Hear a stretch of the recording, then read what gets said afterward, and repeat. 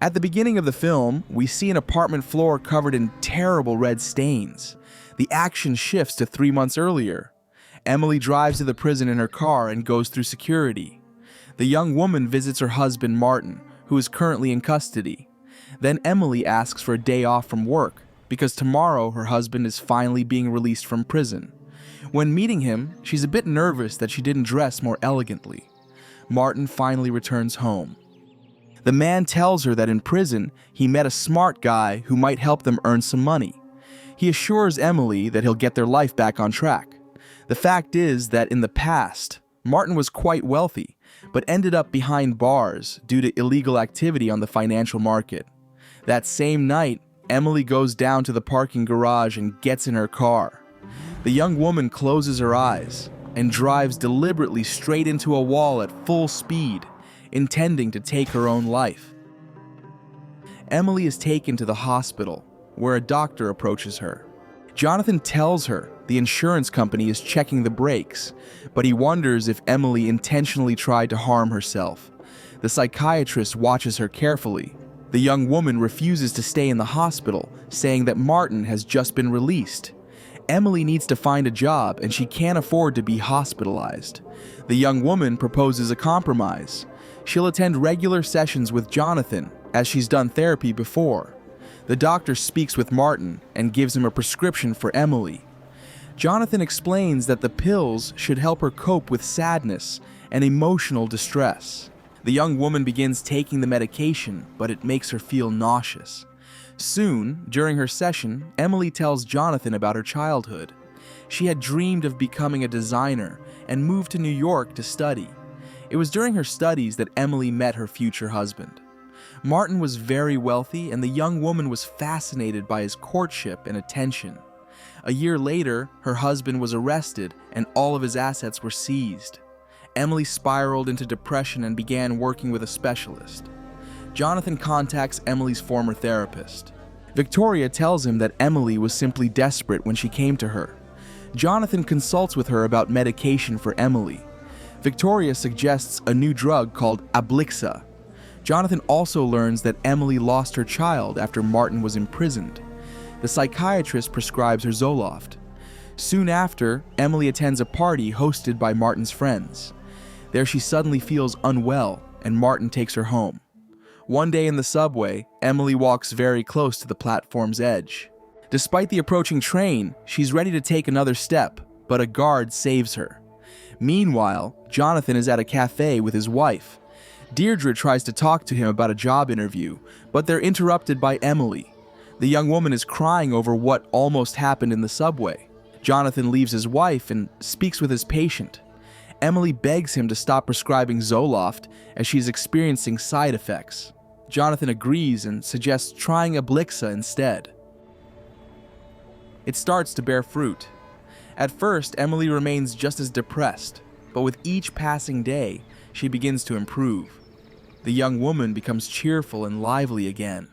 After an intimate night with his wife, Martin comments that the doctor who prescribed her medication is a miracle. That night, Martin is awakened by strange noises and loud music. It turns out that Emily has begun suffering from sleepwalking due to taking Ablixa. During their session, Jonathan suggests switching to a different medication, but the young woman refuses. Emily says that with the alternative pills, it feels like a cloud of poisonous fog appears in her head. Jonathan offers a compromise. Emily can continue taking Ablixa, but it will be combined with new pills meant to suppress the symptoms of sleepwalking.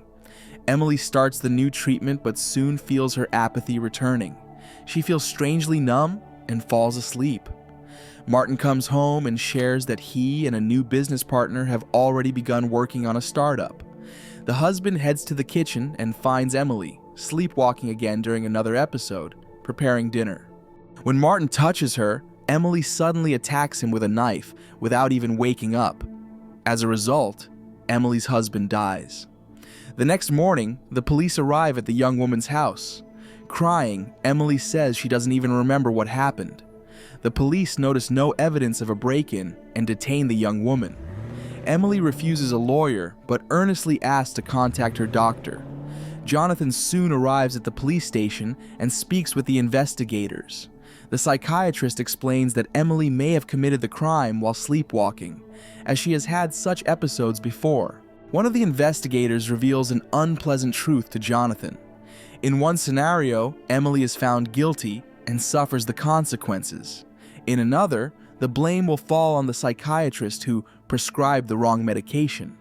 Even if it was a side effect, Jonathan will still have to face legal action. The psychiatrist is consumed by painful thoughts. Jonathan researches similar cases where courts acquitted patients. The psychiatrist decides to help Emily. Jonathan's mind remains overwhelmed by the situation, and his relationship with his family starts to deteriorate. Emily later speaks with Martin's mother and asks her to release a note she had written. In it, Emily warns about the dangers of the medication and the treatment she was receiving. This casts a shadow over the pharmaceutical company that produces Ablixa. Meanwhile, Jonathan and his family are swarmed by journalists demanding to know whether the doctor admits responsibility for Emily's case and her husband's death due to his prescriptions. The situation with the young woman is often recalled by the psychiatrist's patients. His medical records and practice come under investigation. In court, the psychiatrist manages to convince the jury that Emily wasn't conscious during the event. She had no intent, and only instincts were at play during her sleepwalking. The prosecution agrees to drop charges against Emily on the condition that she be placed in a mental hospital for a long period. However, Jonathan's troubles don't end there. The head of the company that produces Ablixa confronts him, since the situation with his patient caused their stock to plummet. The psychiatrist decides to examine the information about Ablixa more thoroughly. On the official website, Jonathan finds an intriguing article titled "Sleepwalking Episodes Triggered by High Doses of Ablixa." He is even more shocked to discover that the article is authored by Victoria, Emily's former therapist. It was Victoria who had originally recommended switching Emily to Ablixa. Jonathan starts to suspect he's been a pawn in someone's clever scheme. He questions a parking lot attendant and is surprised to learn that before driving into the wall, Emily had her seatbelt on. In her office, the psychiatrist sees a looping video on how to survive a car crash. Jonathan also recalls Emily saying her coworker Julia had told her about Ablixa. After speaking to staff, the psychiatrist finds out that no such person named Julia ever worked there. Meanwhile, shares of a company competing with Ablixa have surged. Jonathan is convinced a conspiracy is unfolding around him. Despite his wife's objections, the psychiatrist is determined to uncover the truth of what really happened.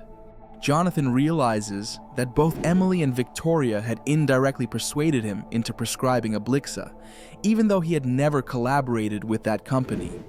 Furthermore, Victoria's article describes a sleepwalking case very similar to Emily's. The psychiatrist visits the young woman again and suggests testing the hypothesis of sleepwalking caused by Ablixa on camera for court purposes. He sedates Emily and waits to observe sleepwalking symptoms. Emily indeed falls asleep and begins talking and moving. Jonathan goes to the prosecutor and accuses Emily of lying. In truth, the psychiatrist had administered a placebo to the young woman, a substance incapable of inducing sleepwalking. Jonathan understands that Emily realizes that Emily lied to him and consciously killed her husband. Yet the prosecutor and another expert advise him to forget about it. Jonathan goes to see Emily and notices that Victoria had visited her. The psychiatrist speaks to Victoria and tells her he needs to monitor the patient more closely. Left alone, Victoria puts intimate photos of Emily, supposedly addressed to Jonathan, into an envelope and sends them to his wife. The psychiatrist tries to explain everything to his beloved wife, but she refuses to listen and leaves. Jonathan keeps reflecting on what happened. Finally, the psychiatrist realizes that Emily and Victoria were in cahoots aiming to profit from the downfall of the Ablixa company. The next day, Jonathan meets Victoria, who mocks his collapse in every area of life. The psychiatrist bluffs, claiming that Emily has already confessed. Scared, Victoria also betrays her accomplice, admitting that Emily is completely sane. The psychiatrist also manipulates Emily by suggesting she needs shock therapy, although its effects on healthy individuals are unpredictable. Furious, Emily causes a scene, especially when she hears that Victoria has betrayed her and wants her to forget everything. Emily starts to believe she's been betrayed and agrees to confess the truth. The young woman says she was happy with Martin because for once, she had everything she ever wanted. However, when Martin went to prison, she felt deeply lost and for that reason turned to a therapist. Soon, she and Victoria became lovers. Emily realized that all the problems in her life traced back to her husband. When Martin was released, Emily faked depression and acted like she desperately wanted to fix their life. It was necessary so that when she eliminated Martin, no one would suspect her. Jonathan asks why they chose him specifically. Emily says it was a coincidence. According to their plan, the doctor would disappear after the trial, leaving Emily and Victoria to profit. But now, Emily must remain in the psychiatric facility. The young woman refuses to accept that and offers Jonathan a substantial sum to get her released from the hospital. The psychiatrist testifies in court that Emily is mentally healthy. In case of a relapse, she will be returned to the clinic immediately. First, Emily tricks Victoria into confessing her relationship with the patient and their conspiracy. Then, the young girl herself falls into a trap. Jonathan provokes her into an aggression, which becomes a reason for a return to the clinic. The psychiatrist restores his marriage and continues his medical practice. This is the end of the film. Thank you all for watching this video to the end. Give this video a like. Write in the comments what you think about this film, and see you in new videos.